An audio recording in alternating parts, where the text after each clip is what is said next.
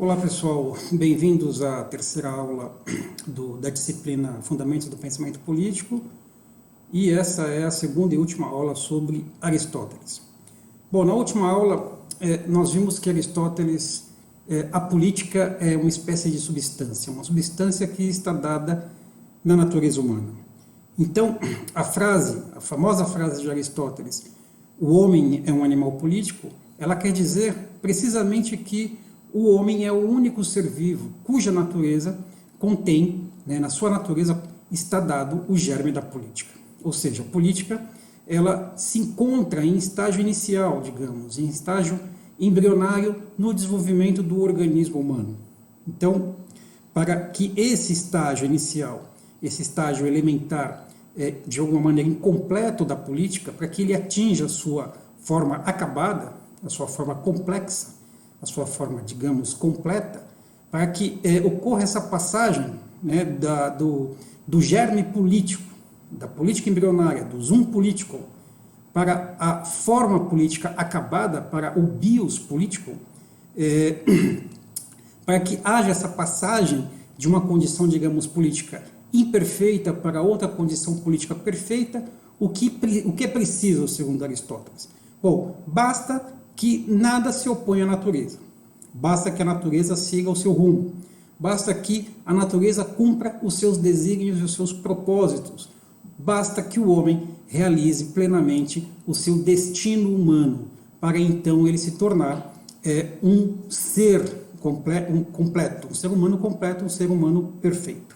Tá certo? Bom, em outras palavras, vejam, a natureza ela imprimiu um destino político para o homem. A natureza, segundo Aristóteles, que nada fez em vão, designou para um homem uma forma específica e que só cabe ao homem realizar. Essa forma é a forma política, tá certo? Assim como a forma racional, a natureza também dotou o homem de um destino exclusivamente humano, que é a política. Então, todos os seres humanos, eles nasceram potencialmente políticos, assim como todos os seres humanos nasceram potencialmente racionais. Não é isso? Bom, significa então, vejam, que o homem não nasce político, né? O homem ele se torna político, né? A natureza, embora ela tenha designado uma forma política para o animal humano, não significa que essa forma política ela vá se realizar plenamente. Pode ocorrer que na passagem dessa condição de imperfeição para essa outra condição de perfeição, pode acontecer que nesse intervalo, nessa passagem, ocorram acidentes, não é isso? Ocorram acasos, circunstâncias imprevisíveis que impeçam a natureza de seguir o seu rumo. E aí vejam, quando isso acontecer, o homem se tornará, portanto, um ser imperfeito, não é? Um ser incompleto, ou seja, assumirá uma forma antinatural, segundo Aristóteles. Quer dizer, uma forma contrária à sua natureza humana, à sua natureza de ser humano. Aristóteles nos disse na última aula que essa forma antinatural ela pode ocorrer de duas maneiras, não é isso? Ela pode ocorrer, essa forma antinatural, por excesso ou por falta.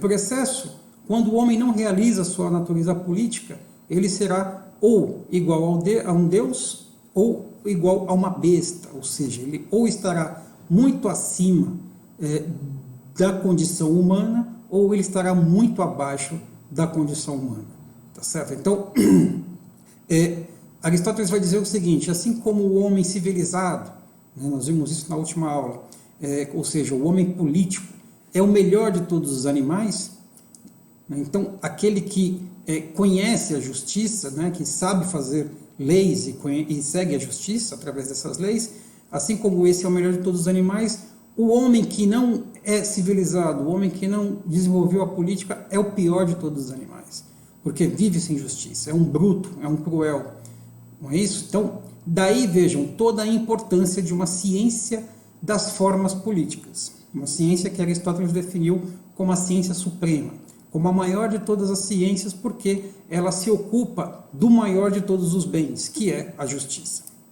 Bom, a ciência política, segundo Aristóteles, é essa ciência que é capaz de conhecer aí com mais ou menos exatidão a essência do político, ou melhor, essa natureza da política. E isso pelo estudo não das ideias, como queria Platão, mas pelo estudo das diversas realizações da natureza política. Então, só a ciência política, vejam, ela é capaz de guiar os homens no melhor caminho para realizar a sua natureza política.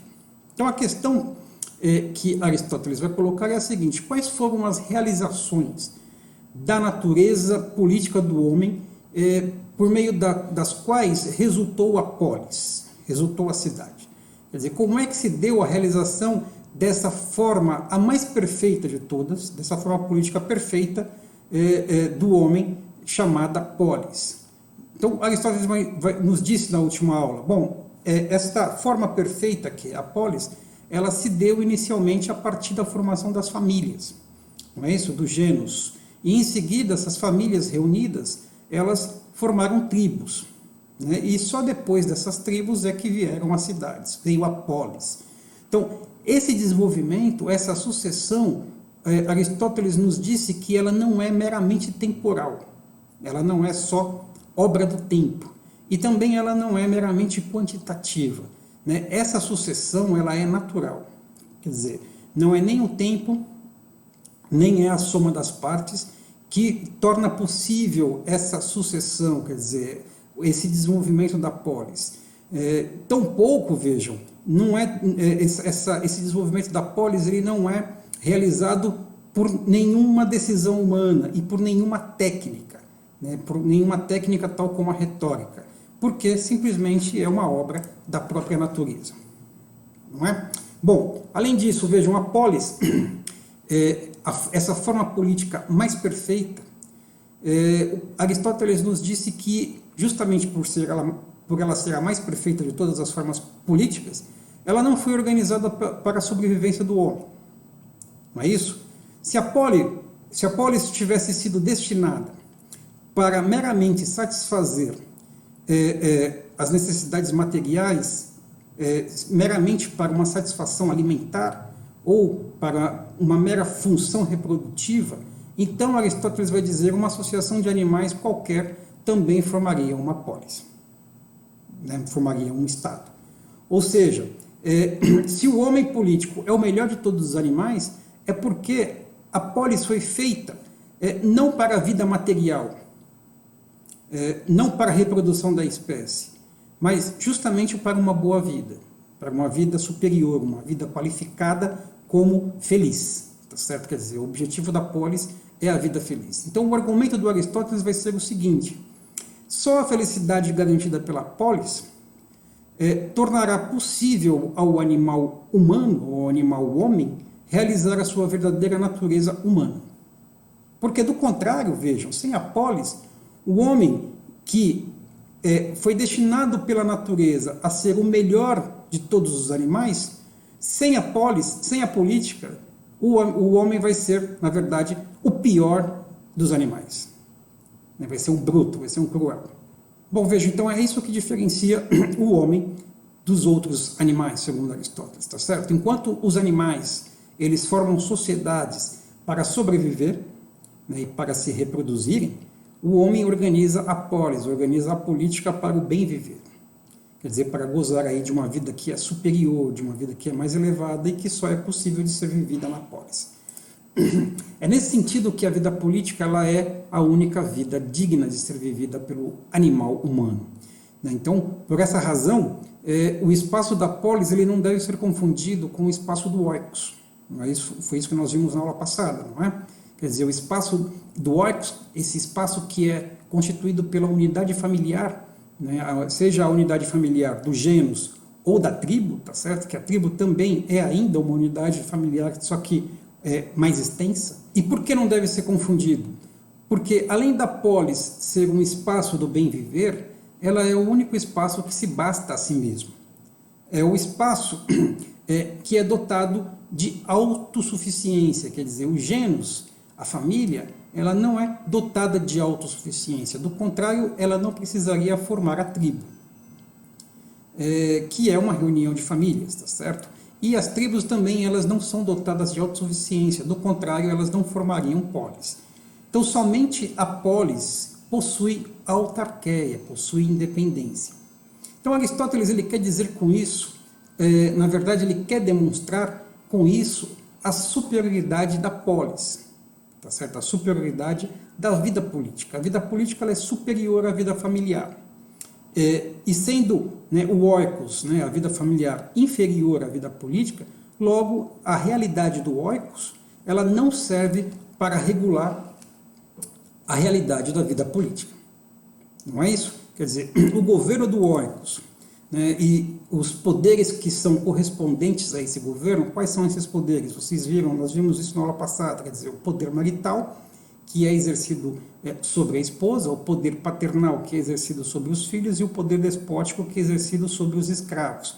Não é isso? Quer dizer, esses três poderes, embora eles estejam fundados na natureza, eles pertencem a uma condição que é inferior à polis. Eles pertencem a esse espaço formado pelo oikos, formado pela família. Tá certo? Bom, esses poderes do oikos, né, Aristóteles ele nos diz, ele afirma que eles estão fundados na natureza. Agora, eles estão fundados na natureza de que maneira? Aristóteles vai dizer o seguinte, por exemplo, a natureza fez o macho superior à fêmea. Daí é disso que provém, dessa superioridade que vai provir o governo do marido. A natureza fez o velho superior ao jovem. E é dessa superioridade natural, é disso que provém o governo dos pais. Mas e com relação aos escravos? Como justificar a natureza do poder despótico?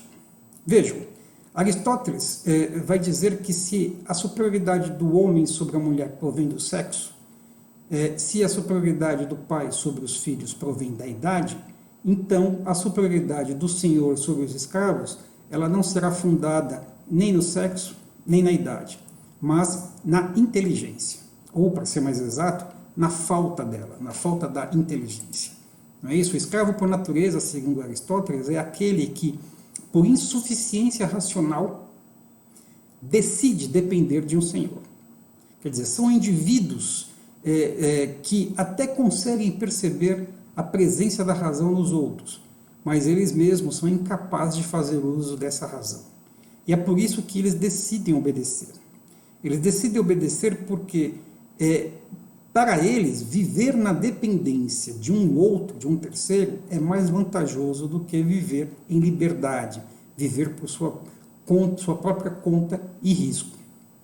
Então vejam, a premissa aristotélica é a seguinte: quando não se sabe usar a inteligência, quando não se tem mais nada melhor a oferecer que a força física do corpo e dos braços, então, para a sua própria vantagem, é melhor pertencer a alguém do que ser livre. Então, segundo Aristóteles, essa escravidão, por natureza, ela não é e nem pode ser uma violência. Ela não é e nem pode ser produto da força. Ela não é uma imposição. Mas ela é uma natural relação de conveniência. Então, como afirmou Aristóteles, trata-se apenas de uma conjunção natural entre duas figuras, entre duas naturezas, tá certo? Uma figura que a natureza predestinou ao comando e outra figura cuja natureza predestinou para a obediência, para servir. Então, quando ocorre essa conjunção, o comando do senhor sobre o escravo, além de ser justo, além de ser útil, ele também é vantajoso para o próprio escravo. Logo, o contrário também é verdadeiro, tá certo? Quer dizer, a liberdade do escravo seria, além de injusta e antinatural, ela também seria nociva para o próprio escravo. Então vejam, para o escravo, mais vale obedecer, porque a obediência para ele é menos pior que os efeitos da sua imperfeição, da sua deficiência racional, da sua insuficiência de razão, e é por isso que para ele mais vale obedecer. Tá certo? É menos pior obedecer. Então, para ele, a escravidão, para o escravo, a escravidão é salutar. Quer dizer, o escravo ele depende da escravidão para sobreviver. Nós vimos que em Aristóteles, ele chega mesmo a afirmar que, sendo a escravidão salutar, nada impede que entre senhor e escravo se desenvolva a filia, não é isso? A amizade. Bom, em todo caso, vejam, o importante é saber que toda essa teoria da escravidão de Aristóteles, ela tem por objetivo demonstrar aquilo que não pertence à polis, aquilo que não pertence à política, tá certo? Então, o que é que não pertence à política? Quer dizer, o objetivo de Aristóteles vai ser, então, de demonstrar que o oikos, ele não deve ser confundido com a política, né? Que o oikos é extremamente diferente da polis, e extremamente diferente da polis em pelo menos 3 aspectos. Primeiro aspecto, o oikos, a família, é um espaço privado, não é isso? Além de um espaço privado, o oikos ele é um espaço da mais severa desigualdade. Nós vimos isso na aula passada. E, por fim, o oikos é um espaço onde reina a necessidade. Não é isso? Quer dizer, vejam, por isso que o tipo de governo específico do oikos é chamado por Aristóteles de economia, ou de oikonomos, que significa simplesmente a administração doméstica, né? A administração da casa, do lar. E essa administração doméstica, a economia, ela tem por instrumentos esses 3 tipos diferentes de poder que nós já citamos, é o marital, o paternal e o poder despótico. Esses 3 tipos de poder que pertencem à economia, né, ao domínio do oikos, eles são poderes políticos? Não, eles não são. Quer dizer, os 2 primeiros, o marital e o paternal, eles são até considerados por Aristóteles como poderes pré-políticos. Mas o último é considerado por Aristóteles inadmissível na polis, porque ele considera o despotismo um poder, digamos, impolítico, um poder que não pertence à política sob nenhum aspecto. E por quê? Porque déspota, como a palavra indica, como eu disse para vocês na outra aula, déspota é simplesmente o senhor que se ocupa do seu escravo. E, obviamente, o escravo ele é, por excelência, um indivíduo que pertence a um espaço privado, é um indivíduo absolutamente desigual em relação ao seu senhor, e é um indivíduo que vive uma vida de necessidade, de subsistência, uma vida de trabalho, uma vida de dependência. Tá certo? Quer dizer, tudo isso, veja, todas essas 3 características do escravo o tornam o escravo e tornam o poder despótico diametralmente oposto à prática política, quer dizer, à vida política. A vida política ela é caracterizada, sobretudo, por um espaço público por excelência, porque ela é dotada, nós já vimos isso, né, de uma ágora, de uma eclésia, de uma assembleia onde todos os cidadãos são admitidos. Segundo, na polis prevalece a mais absoluta igualdade, não é isso? Quer dizer, a mais absoluta igualdade representada pela isonomia e pela isegoria. E, por fim, terceiro, a polis é o lugar da felicidade, é o lugar da boa vida, e não da necessidade. Não é isso? Então, no espaço da polis, na vida política, não há lugar para a escravidão. Consequentemente, não há lugar para o despotismo. Então, por exemplo, Péricles, durante a sua liderança democrática, Péricles ele aboliu a escravidão por dívida de Atenas. Tá certo? Bom, e também é por isso que Aristóteles, nesse texto, está recusando a escravidão, a chamada escravidão convencional, quer dizer, os chamados escravos por lei, os escravos que, por exemplo, foram vencidos em uma guerra, ou mesmo os escravos por dívidas. Esses escravos, segundo Aristóteles, são contra a natureza, porque a sua condição não é uma condição natural, mas é fruto da força, é fruto da violência. Daí a conclusão a que chega Aristóteles é dessa diferença irredutível entre o poder despótico e o poder político, entre o escravo e o cidadão. Bom, muito bem, então, qual será, portanto, a explicação que nos dará Aristóteles do cidadão, desse habitante da polis que é diametralmente oposto ao escravo? Bom, os cidadãos, diz Aristóteles, eles são uma multidão das partes que compõem o Estado. Quer dizer, essa multidão, segundo Aristóteles, essa multidão de partes, constitui a universalidade do Estado. Vejam, comparem aí essa definição aristotélica com aquilo que Platão tinha dito sobre a sua cidade ideal. Então vocês se lembram da metáfora da colmeia de Platão. Quer dizer, Platão dizia que os filósofos eles seriam gerados como numa colmeia para serem coroados reis. Logo, a polis platônica ela tinha essa imagem um pouco bizarra, né, de uma colmeia, onde o filósofo rei ele constituiria uma classe ao lado de outras duas classes, que são as classes dos soldados e as classes operárias, digamos assim. Então, vejam, Platão propõe um tipo de ordem política sem espaço para a diferença. Quer dizer, quem não for rei será operário ou será soldado, né? Não há outra alternativa. Essas são as únicas categorias de cidadãos admitidas na polis platônica. Aristóteles, logo de saída, se opõe a essa concepção platônica da cidade ideal, né, como uma colmeia, porque Aristóteles está admitindo que o Estado, na verdade a polis, ela é composta não por 3 classes apenas, mas por uma multidão de classes, uma multidão de partes. Quer dizer, é uma universalidade de partes. Ou seja, para Aristóteles não existem apenas 3 categorias de cidadãos, como pretendia Platão. E o que existe é uma multidão de cidadãos, e essa multidão vai constituir a universalidade da cidade. Não é isso? Então, após dizer isso, veja, Aristóteles ele vai estabelecer, então, o critério da cidadania. Né? O que é que faz de alguém cidadão, afinal de contas? Então, para Aristóteles, o critério de cidadania ele não pode ser a residência. Não é pelo fato de morar na polis que alguém se torna cidadão. Porque Aristóteles vai dizer, bom, os estrangeiros também moram na polis. Não é isso? Os escravos também moram na polis, mas eles não são cidadãos, eles são apenas os seus habitantes. Então, o critério também não pode ser jurídico, quer dizer, não é porque um indivíduo possa ser julgável ou que pode julgar que se tornará cidadão. Quer dizer, alguém pode ser levado a tribunal e nem por isso esse alguém será um cidadão. O critério também não pode ser a idade, porque as crianças, assim como os velhos, eles não participam da administração da cidade, portanto, eles não são admitidos na cidadania. Então, o que Aristóteles está propondo é um critério para a definição daquilo que ele chama de cidadão puro, um cidadão sem restrições e sem modificações. Qual é esse critério? Bom, ele vai dizer então na página 42.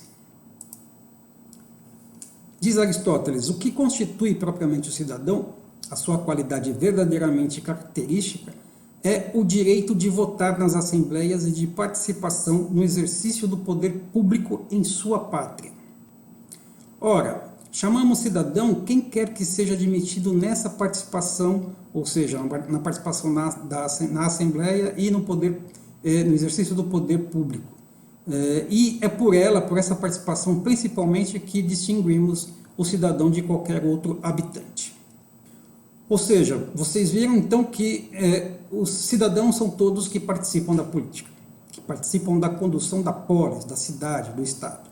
Critério bastante simples, vai dizer Aristóteles, se houver participação no poder público, se é cidadão. Se não, não se é cidadão. Então, vejam, é o atributo do poder político que faz de alguém cidadão. Se o indivíduo participa do poder político, é cidadão, do contrário não é. Mas o interessante é que, sendo o atributo do poder político que faz de alguém um cidadão, logo, vejam, existirão necessariamente diversos tipos de cidadãos, uma vez que existem diversas formas de participação no poder político. Então, a cada forma de participação no poder político corresponde um tipo específico de cidadão. Por exemplo, o cidadão da democracia não é o mesmo cidadão da aristocracia, e assim sucessivamente. Então vejam, estabelecido então esse critério para a definição do cidadão, Aristóteles então ele vai investigar essas diversas espécies de cidadão. Mas antes, vejam que curioso, Aristóteles se pergunta se o título de cidadão ele deve ser reconhecido aos operários, ou seja, os operários eles são dotados, eles devem ser atribuídos de cidadania, e a resposta de Aristóteles é negativa. E por quê? Porque os operários, ainda que eles sejam livres, ainda que eles sejam gregos nascidos, gregos por nascimento, eles estão impedidos, por sua própria ocupação, pelo fato de serem operários, eles são impedidos de participar do poder político. Então, o operário ele é impedido de participar do poder político porque simplesmente ele é obrigado a trabalhar para seu sustento. Então, sendo obrigados a trabalhar, eles estão impedidos de tomar parte na política. Tá certo? Então, embora o operário ele não esteja legalmente impedido de tomar parte da política, por suas atribuições, né, por sua condição de operário, ele é impedido de participar da política. Logo, os operários eles não podem ser considerados cidadãos. Eles devem ser classificados da mesma maneira, da mesma forma que os estrangeiros, ou seja, os operários, segundo Aristóteles, eles devem ser considerados habitantes. Né? Eles residem na polis, mas eles não possuem cidadania, né? Assim como os escravos. Bom, vejam o que nos diz Aristóteles, trecho da página 46.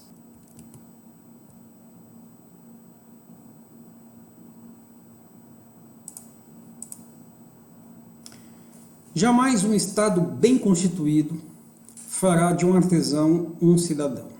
Se isso vier a ocorrer, pelo menos não se deve esperar dele o civismo do qual nós falaremos, pois esta virtude, o civismo, não se encontra em toda parte. Ela supõe um homem não apenas livre, mas cuja existência não o faça precisar dedicar-se aos trabalhos serviços. Ora, que diferença há entre os artesãos e os escravos? A não ser que os últimos pertencem a um particular, quer dizer, os artesãos, os escravos pertencem a um particular e os primeiros artesãos pertencem a um público. Vejam que Aristóteles ele era uma pessoa sincera. Em todo caso, aquilo que aproxima os operários dos escravos e também que aproxima os operários dos estrangeiros, das crianças, dos velhos e das mulheres, é o fato dos operários não terem capacidade de civismo. Tá certo? Não, Aristóteles está nos dizendo, não se deve esperar civismo do operário. E por quê? Porque o operário ele não tem tempo livre. Ele é obrigado a se dedicar aos trabalhos serviços. O que é que Aristóteles está chamando de civismo? Veja, não é o simples fato de ser livre ou de ser igual. O civismo ele exige algo mais do que liberdade e igualdade. Os operários, eles são livres e iguais, porém, eles não, mesmo assim, mesmo sendo livres e iguais, eles não são capazes de civismo. Porque o civismo exige um tipo de vida na qual o indivíduo esteja dispensado de se dedicar a trabalho e serviço. O civismo exige ócio. Portanto, para ser capaz de civismo, é preciso estar não livre no sentido político, mas é preciso estar também livre no sentido econômico, ou seja, é preciso ser livre, estar livre da necessidade, ou seja, é preciso possuir independência, autonomia, autarquia. As crianças, assim como os operários, eles não possuem essa liberdade, essa independência, essa autonomia no sentido de serem livres da necessidade. E nem os escravos, tá certo? Quer dizer, nenhuma dessas figuras possui independência, e é por isso que eles são incapazes de civismo. Quer dizer, civismo é a virtude do cidadão justamente porque o cidadão ele só é cidadão porque ele deve participar, ele deve poder participar da política. Tá certo? É por isso que o civismo ele exige tempo livre. Então vejam, nesse ponto, apesar de livres, apesar de serem pessoas, indivíduos reconhecidamente livres, os operários se assemelham aos escravos, porque tanto os operários quanto os escravos, eles possuem uma vida dependente. A única diferença entre eles é que o operário depende do público, isto é, depende de qualquer um que lhe empregar, que lhe dê emprego. Já o escravo depende de um privado, ou seja, do seu senhor. Tá certo? Então, Aristóteles vai, por exemplo, dizer que na polis aristocrática os operários eles não são considerados cidadãos, porque na polis aristocrática aquilo que é valorizado é o mérito, é a virtude. E Aristóteles vai dizer que as obras da virtude são impraticáveis para quem quer que leve uma vida mecânica, ou seja, para quem trabalhe feito uma máquina. Nas oligarquias, os operários também não são cidadãos, porque é um governo no qual a riqueza é a riqueza que abre as portas para os cargos políticos. Logo, os artesãos não estão incluídos nela. né? A não ser que eles enriqueçam. Tá certo? Agora, coisa diferente ocorre com a polis democrática, onde não somente os operários são admitidos como cidadãos, mas também os estrangeiros. Agora, lembrem-se do que disse Aristóteles anteriormente. Embora os operários participem da política, não se deve esperar deles o civismo que é próprio do cidadão. Então, afinal, o que é esse civismo? Essa virtude do cidadão e que os operários estão dela excluídos. Para descrever esse civismo, essa virtude política, Aristóteles ele vai comparar os cidadãos aos marinheiros. Então, tanto os cidadãos quanto os marinheiros, eles fazem parte de uma comunidade, né? Então, uns fazem parte da comunidade da cidade, outros fazem parte da comunidade de um navio. Então, diz Aristóteles, ora, embora os marinheiros tenham funções muito diferentes, um empurrando o remo, outro segurando o leme, um terceiro vigiando a proa, é claro que as tarefas de cada um têm sua virtude própria, seu mérito específico, mas sempre há uma virtude, né, um mérito, que é comum a todos, dado que todos têm por objetivo a segurança da navegação, a qual aspiram e concorre cada um à sua maneira. De igual modo, embora as funções do cidadão sejam dessemelhantes, todos trabalham para a conservação da comunidade, ou seja, para a salvação do Estado, da polis, enfim, da cidade. Por conseguinte, é este interesse comum que deve relacionar-se com a virtude do cidadão. Então, significa que a virtude do cidadão se distingue da virtude do homem particular porque ela está ligada ao que é comum, porque ela visa o bem comum. O bem comum, no caso político, que é a conservação da cidade. Então, é esse foco no bem comum, é isso que constitui a virtude pública, a virtude política, de modo que as outras virtudes, elas são virtudes particulares. Por exemplo, é possível dizer que o operário que realiza o seu ofício de maneira honesta possui virtude privada, possui virtude na realização do seu ofício. Mas mesmo esse operário realizando o seu ofício de maneira honesta, de maneira virtuosa, mesmo assim, não necessariamente esse operário ele vai possuir virtude política, porque simplesmente ele pode ser indiferente à política. Ele pode, por exemplo, se recusar a participar das decisões, da tomada de decisões políticas. Então, um operário ele pode ser um homem de bem, um homem honesto, um indivíduo habilidoso, mas isso não basta para fazer dele um cidadão virtuoso, tá certo? Então, e aí Aristóteles vai dizer o seguinte, como é impossível esperar que na cidade todos os indivíduos sejam pessoas de bem, Aristóteles vai dizer que, pelo menos, para que haja o melhor governo possível, é preciso que, pelo menos, a maioria dos cidadãos, ou todos os cidadãos, sejam bons cidadãos. Tá certo? Vejam, a diferença é importante. Quer dizer, é mais importante para o Estado que o indivíduo seja um bom cidadão, embora ele possa ser um mau operário, né, um operário sem talento, incompetente.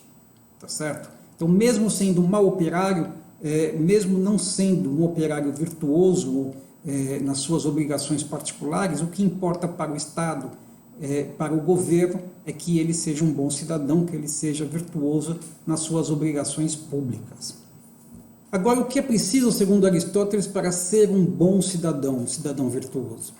Bom, tendo em vista que cidadão é sempre aquele que participa do poder público, logo, o bom cidadão, na definição de Aristóteles, será aquele que saberá mandar, quando for o caso, mas também saberá obedecer, quando for o caso. Aquele que só sabe comandar não será um bom cidadão, pois todo cidadão, mesmo sendo livre, deve também saber obedecer.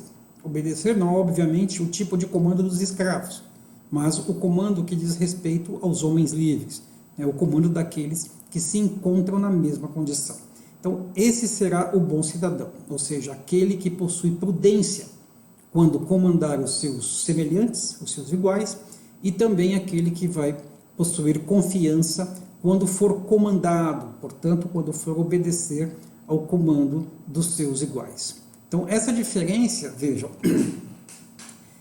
entre virtude particular e virtude política, ela também vai permitir a Aristóteles discorrer sobre as finalidades, a finalidade do Estado. Então, qual é a finalidade do Estado? Qual é a finalidade da polis, da cidade? Nós já vimos isso, quer dizer, nós vamos agora, Aristóteles agora ele vai reenfatizar e vai desenvolver numa outra direção. Quer dizer, a finalidade da polis não é apenas a de viver juntos, mas é também a de bem viver juntos. Quer dizer, a finalidade da família, do oikos, é a de fazer viver juntos. Agora, a finalidade do Estado é superior a essa finalidade do oikos, da família, na medida em que o viver juntos familiar vai ser qualificado como bem viver juntos, ou seja, é um viver que é superior. Então, na vida social da cidade, essa vida social ela é superior à vida familiar, ela é uma boa vida. Então, vejam o que Aristóteles nos diz na página 53. Não é apenas para viver juntos, mas sim para bem viver juntos que se fez o Estado, sem o que a sociedade política compreenderia os escravos e até mesmo os outros animais. Ora, não é assim. Esses seres não participam de forma alguma da felicidade pública, nem vivem conforme suas próprias vontades, ou seja, nem mesmo eles são livres.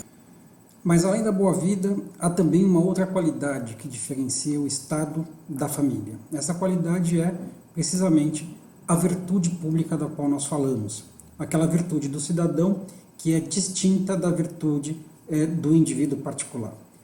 Vamos novamente ler o que diz Aristóteles.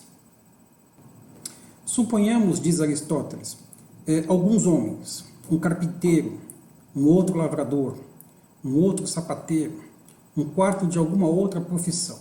Suponhamos 10.000 deles residindo separadamente, mas próximos uns dos outros. Eles fizeram um pacto de não agressão, mas não formaram uma sociedade política. Porque, vejam, para formar uma sociedade política, para que seja organizada uma sociedade para a boa vida e para o bem viver, é preciso um tipo de proximidade ou de comunicação que é mais importante do que esse simples viver juntos.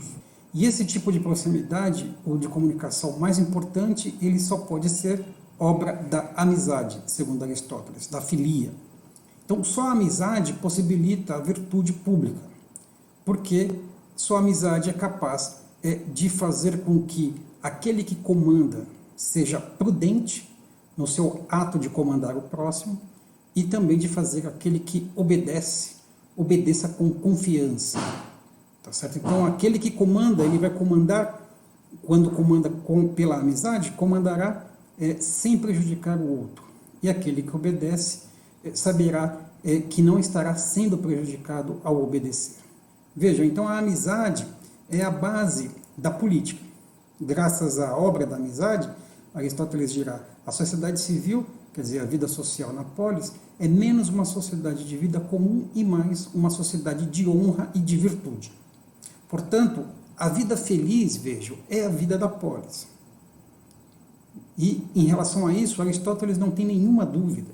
Quer dizer, a vida política, para Aristóteles, é a fonte da felicidade tanto particular quanto da felicidade pública.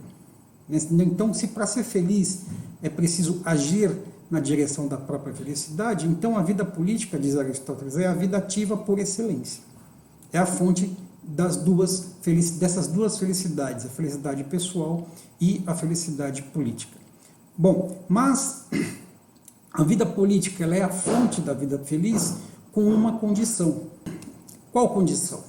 Uma condição que é a dominação, que Aristóteles chama de absurdo revoltante, quer dizer, a dominação não seja admitida na polis. E aqui nós temos mais uma preciosidade do pensamento aristotélico. Quer dizer, a dominação, diz Aristóteles, é um absurdo político revoltante. O que Aristóteles define como dominação? Dominação, vejam, consiste em tratar os iguais com desigualdade e os semelhantes com distinção. Logo, dominação consiste nisso que comumente nós chamamos de tirania. Quer dizer, tirano é aquele que trata seus iguais com desigualdade. Tirano é aquele que trata seus semelhantes com distinção. Então, Aristóteles vai dizer o seguinte: entre semelhantes, a honestidade e a justiça consistem em que cada um tem a sua vez de comandar e a sua vez de obedecer. Apenas isso conserva a igualdade. A desigualdade entre iguais e as distinções entre semelhantes são contra a natureza. Portanto, vejam, toda vez que um governante tratar o governado de maneira desigual, quer dizer, tratar esse governado, que é um cidadão igual e semelhante a ele, de maneira desigual, esse governante não estará governando, mas dominando, e ele será um tirano.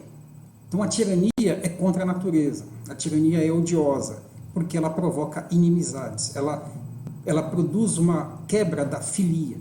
Portanto, vejam, a máxima aristotélica para evitar a dominação é: aos iguais a igualdade, e aos desiguais a desigualdade. Essa vida política, veja, essa vida política purgada dessa odiosa dominação, segundo Aristóteles, essa vida política é a verdadeira vida feliz. E aí, nesse ponto, nesse aspecto, Aristóteles ele se contrapõe a Platão. Tá certo? Vocês se lembram que Platão diz no Mito da Caverna que a vida do homem feliz é a vida da verdadeira filosofia. E qual é a vida da verdadeira filosofia? É a vida contemplativa. Para Aristóteles, a vida feliz ela não é a vida contemplativa, mas a vida ativa. E o que é a vida ativa? É a vida justamente política. Então, Aristóteles dirá que aqueles que preferem a vida contemplativa para evitar as desordens da vida ativa, da vida política, confundem essas duas coisas que são muito diferentes: comando político com dominação. A política ela só se torna uma desordem, uma confusão, quando ela é tomada pela dominação. Mas a dominação, insiste Aristóteles, ela é destinada somente aos escravos. Já o comando político, ele é destinado aos homens livres, aos iguais. E essa é a verdadeira política. A outra, aquela que trata com desigualdade os desiguais, é somente despotismo, segundo Aristóteles. Além disso, vejam, Aristóteles vai dizer que não é verdade que a política, por ser uma vida ativa, ela exclua a reflexão, o pensamento. E, mais uma vez, ainda que Aristóteles briga com seu antigo mestre Platão.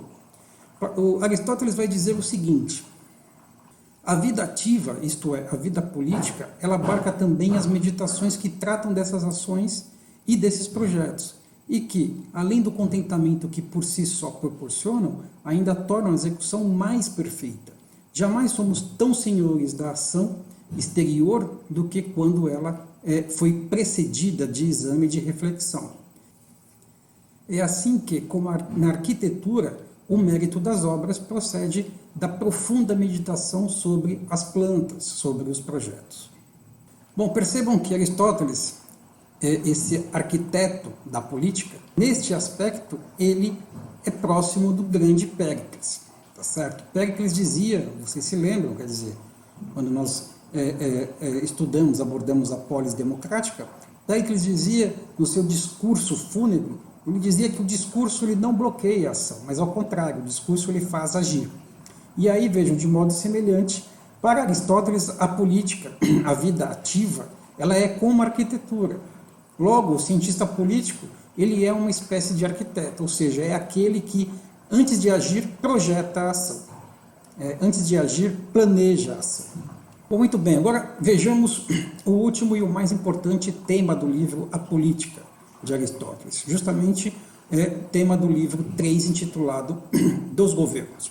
É um dos mais importantes temas do livro, pelo fato dos critérios que foram estabelecidos por Aristóteles para classificar as formas de governo. Esses critérios eles são ainda hoje os nossos critérios. Então, são esses mesmos critérios que nós usamos hoje para nomear e para diferenciar os diversos regimes políticos. E quais foram esses critérios? Esses critérios são o critério do número e o critério de justiça. Então, vejam só o que Aristóteles vai dizer na página 105.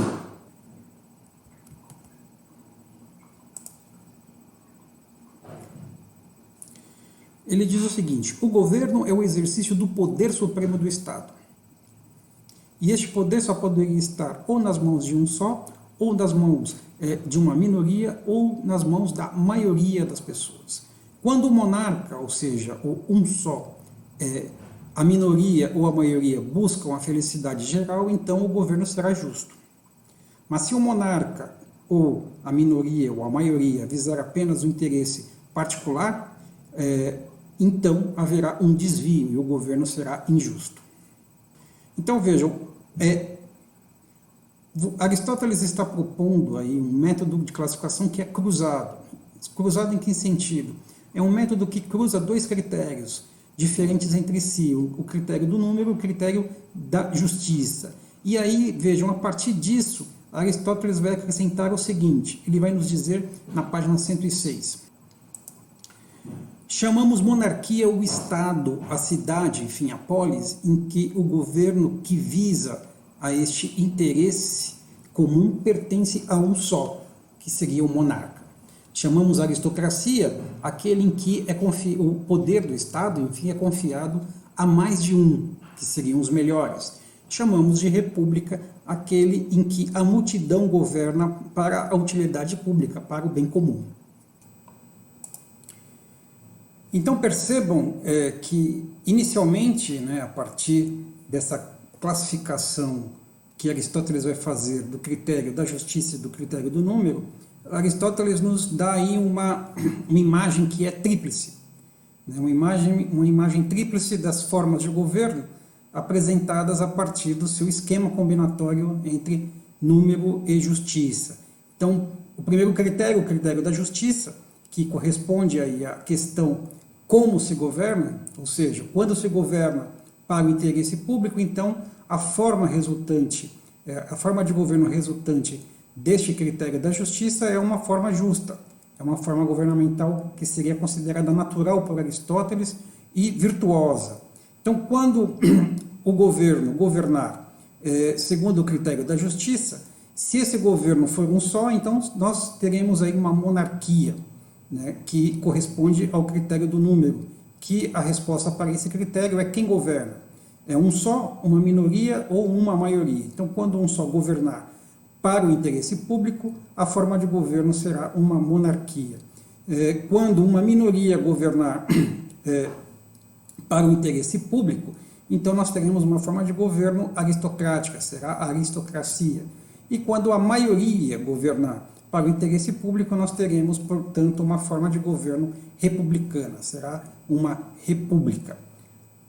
Mas em seguida, vejam, depois de apresentar aí essa primeira combinação tríplice, Aristóteles vai acrescentar uma outra combinação igualmente tríplice das formas de governo, só que dessa vez serão formas desviadas, serão formas antinaturais. Ainda nessa mesma página 106, Aristóteles vai dizer o seguinte: estas três formas de governo anteriormente apresentadas por Aristóteles, essas três formas elas podem degenerar. A monarquia pode degenerar em tirania, a aristocracia pode degenerar em oligarquia e a república pode degenerar em democracia. A tirania é a monarquia voltada para a utilidade, ou seja, para o benefício, não do público, mas unicamente do monarca. A oligarquia seria voltada para a utilidade não do público, mas apenas dos ricos. E a democracia, por sua vez, seria voltada para a utilidade unicamente dos pobres. Nenhuma das três se ocupa do interesse público. É por isso que elas são formas desviadas, são formas degeneradas, são formas antinaturais. Podemos ainda dizer, diz Aristóteles, de um modo pouco diferente, que a tirania é o governo despótico exercido por um único homem sobre o Estado. A oligarquia é o governo dos ricos e a democracia é o governo dos pobres. Vejam, então, ao final,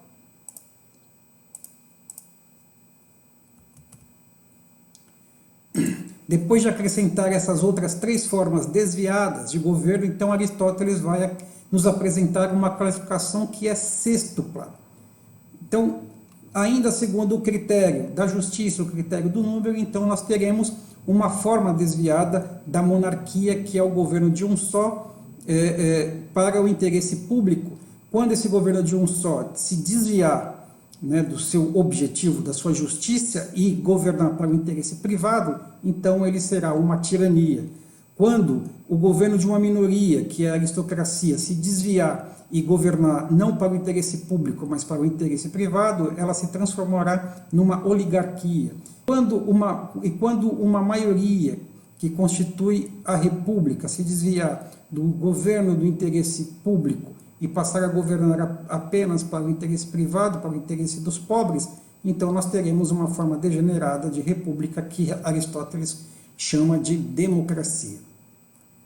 Vejam, trata-se de uma classificação que compreende todas as formas de governo já existentes sobre a Terra. Se vocês pararem para pensar aí sobre os regimes políticos que já existiram, sobre os regimes políticos que ainda hoje existem, e sobre os regimes políticos que venham a existir, vejam, todos esses regimes que vocês possam imaginar, eles encontrarão um lugar nessa classificação aristotélica das formas de governo. É uma coisa extraordinária, portanto. É verdade, vejam, que Hannah Arendt, que é uma das grandes filósofas do pensamento, da filosofia política, da teoria política contemporânea, Hannah Arendt vai dizer que a classificação aristotélica ela não compreende os regimes totalitários. Mas isso é uma outra discussão, tá certo? O fato é que a classificação aristotélica ela é bastante abrangente. E para chegar nesse seu esquema classificatório, Aristóteles ele examinou cerca de 150 constituições que realmente existiram entre os povos gregos, e também algumas delas entre os povos ditos bárbaros. E deste exame, vejam, infelizmente, apenas a Constituição de Atenas chegou até nós. As demais constituições examinadas por Aristóteles se perderam com o tempo. Agora, o que é importante é que nesse exame sistemático dos tipos de constituições já existentes, esse exame permitiu a Aristóteles estabelecer, e isso pela primeira vez na história, estabelecer uma ciência política capaz de distinguir entre as diversas formas de governo e distinguir entre elas aquelas formas que são formas boas daquelas formas que são formas más. Ou seja, a classificação aristotélica deu para a ciência política um objetivo prático. Um objetivo prático que é o de descobrir a melhor forma de governo, descobrir a melhor forma de governo ou a forma de governo mais adaptada para as diversas partes da cidade, ou seja, para a multidão que compõe a cidade, a multidão dos cidadãos. Então, com isso eu vou encerrar, tá certo? Vejamos qual seria, a partir desta classificação sêxtupla proposta por Aristóteles, a partir dessa classificação, vejamos qual seria a melhor forma de governo. Então, nós vimos que a primeira forma de governo da classificação aristotélica é a monarquia. É uma forma justa, não é isso? Porque o objetivo da monarquia é a felicidade da polis, é a felicidade geral, é a felicidade do público. Agora, é uma forma de governo na qual um único governa. Por essa razão, Aristóteles vai dizer que é um poder que se aproxima do despotismo. E este fato faria com que a monarquia não fosse, entre todas as formas de governo, a melhor. Tá certo? Bom, eu vou ignorar aqui as espécies de monarquia citadas por Aristóteles, e vou ignorar em razão do nosso tempo. Bom, segunda forma de governo da classificação aristotélica, a aristocracia. Ela é também uma forma justa, não é isso? Uma forma justa cujo poder político é exercido por uma minoria de nobres. Uma minoria de nobres que é eleita pelo critério da riqueza ou pelo critério do mérito. Mas, em todo caso, o governo da aristocracia tem por objetivo a felicidade da polis, a felicidade comum, a felicidade do público, o bem público. Então, Aristóteles ele é muito elogioso em relação a essa forma de governo. Ele vai dizer que há sempre um ar de aristocracia em toda parte onde se observa a virtude. Vejam, não podemos esquecer que Aristóteles ele cresceu na corte de Felipe da Macedônia. Então, ele cresceu num ambiente aristocrático. Mas, enfim, será a terceira forma de governo, a chamada forma republicana, a república, será ela que Aristóteles vai considerar como sendo a melhor forma. E por quê? Porque Aristóteles vai dizer o seguinte: a república, ela reúne o que tem de bom em dois regimes degenerados. Quais são esses dois regimes? A oligarquia e a democracia.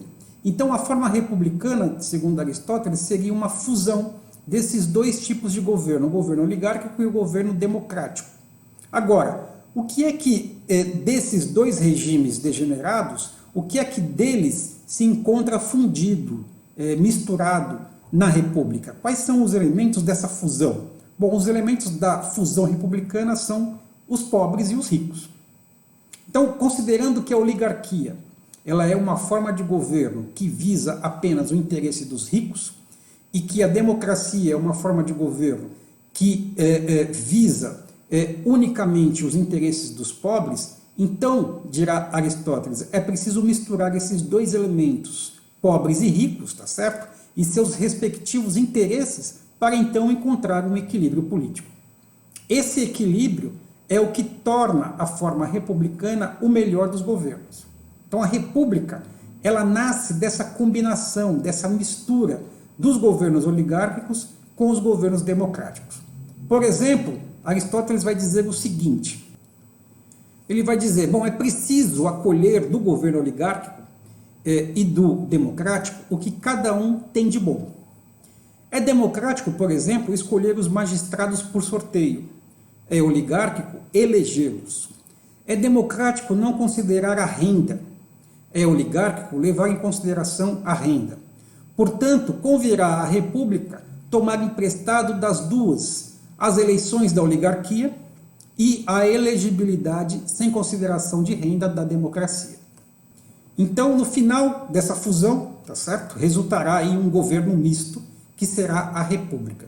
Então, para Aristóteles, essa união política entre ricos e pobres, ela poderia remediar a principal causa das lutas na sociedade da sua época, né? Ou as lutas que aconteceram historicamente, que atravessaram toda a Grécia, sobretudo a polis ateniense, quer dizer, a luta entre proprietários e despossuídos. Então, ao combinar ricos e pobres, a república ela seria o regime mais propício para se assegurar a paz social.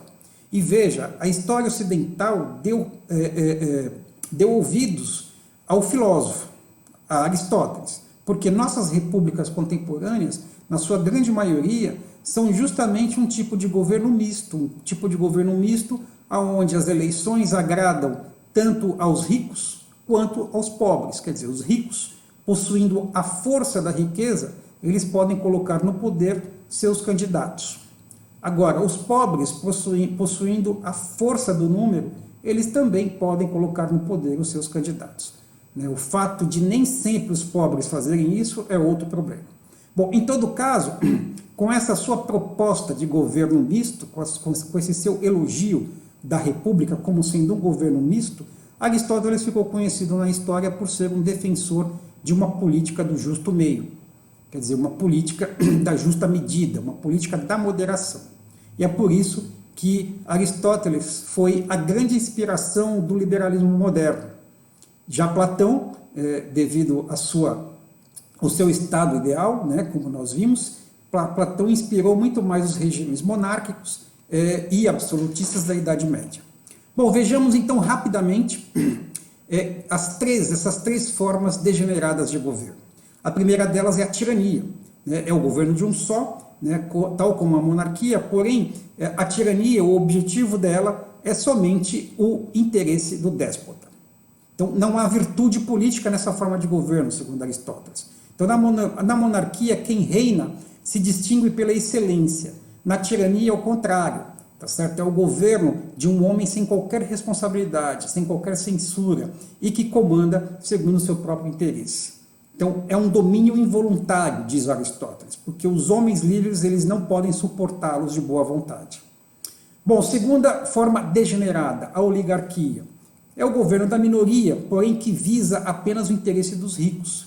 Quer dizer, uma forma de governo que vai excluir os pobres, que vai excluir, portanto, a maioria, vai excluir o demos. Agora, a terceira e última forma de governo degenerada é também a que Aristóteles parece a mais odiar.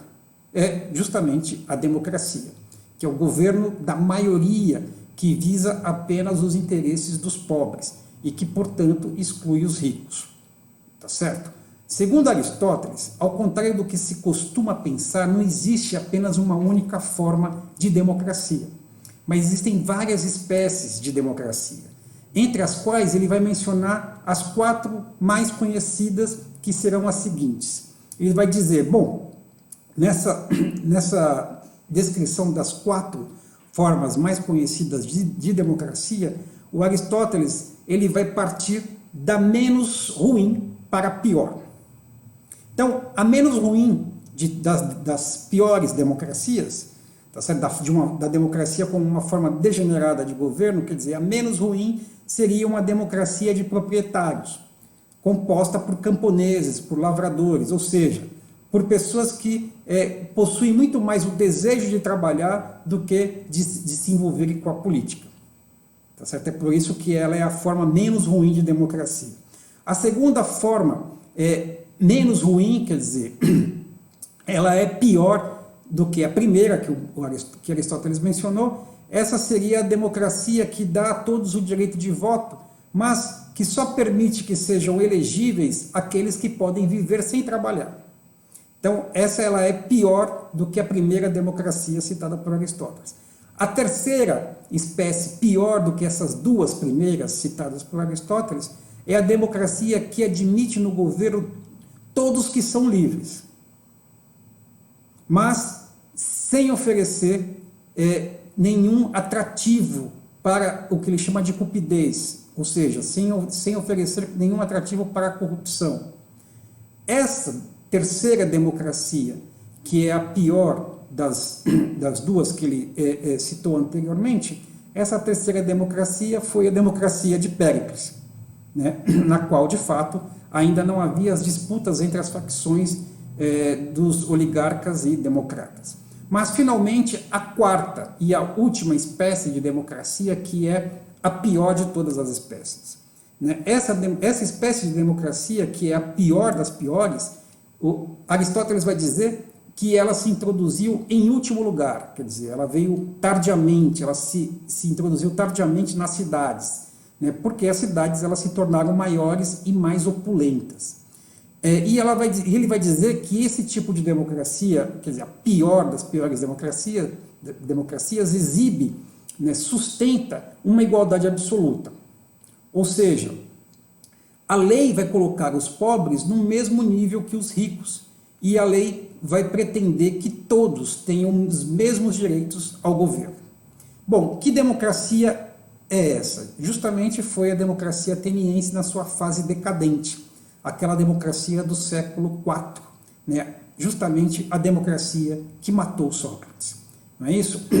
E por que, afinal, essa democracia é, para Aristóteles, a pior das piores? Bom, nós vimos que essa democracia ela é ruim para Platão, justamente porque ela tornou impossível a vida do filósofo.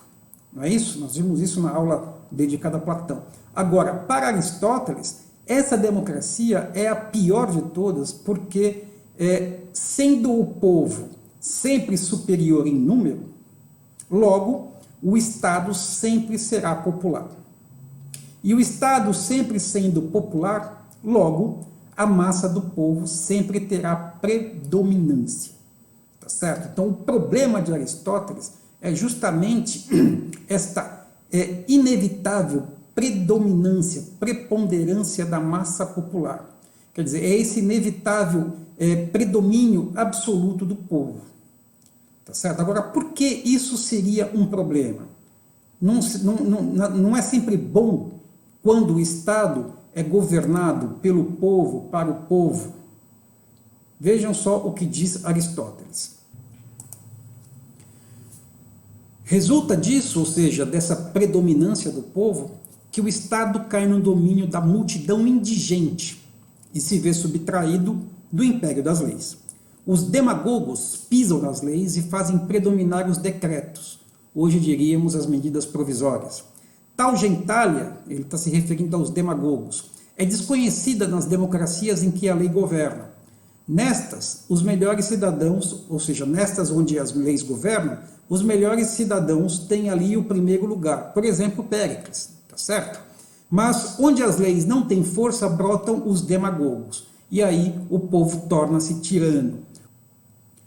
O povo quer governar sozinho, e aí se torna déspota. Seu governo não difere em nada da tirania. Os bajuladores são honrados e os homens de bem são sujeitados.